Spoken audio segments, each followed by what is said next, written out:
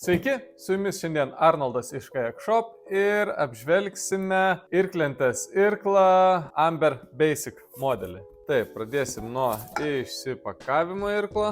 Darom vidurį. Ištraukiam irklą.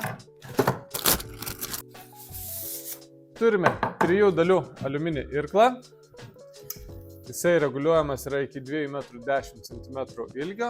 Čia matome surašytas ilgių lentelę. Turim vidurinę dalį. Labai gerai, kad vidurinė dalis yra reguliuojama be jokių raktų. Tai reiškia, mes ją galime priveržti, sukdami fiksavimo rankenėlę. Ir kiek reikia priveržiam, užspaudžiam, matom per daug, galima atveržti. Taip mes reguliuosim, kad irklas neslankiotų. Ir turim mentės dalį. Sujungiam mentės dalį su vidurinėje dalim metaliniu fiksatoriumi. Užfiksuoja pakankamai gerai, judesio daug nėra. Ir įstatome trečią dalį. Trečia dalis, rankenos dalis, taip pat turi griovelį.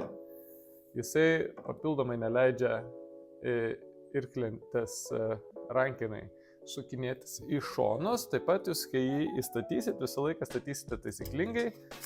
Būna žmonės pirmam kartą įstato rankeną atvirkščiai. Ir kaip minėjau, prispaudžiame su fiksatoriumi. Šį suveržiau, todėl irklas neslankėja ir nesisukinėja. Štai ir turime 3 dalių Amber Basic aliuminį irklą.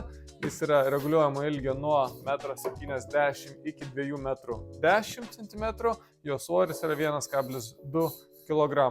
Šis irklas puikus pasirinkimas mėgėjams, kurie tik pradeda irkluoti ir nori tobulėti. Tai yra nebrangus pasirinkimas, tvirtas pasirinkimas ir irkluojate nedaug, iki 10 kartų, 15 kartų per sezoną išplaukėt ir nenorite labai daug investuoti į anglies pluošto irklą. Tai yra puikus pasirinkimas pradžiai arba mėgėjiškam irklavimui. Tiek šiandieną, susitiksime kitose video.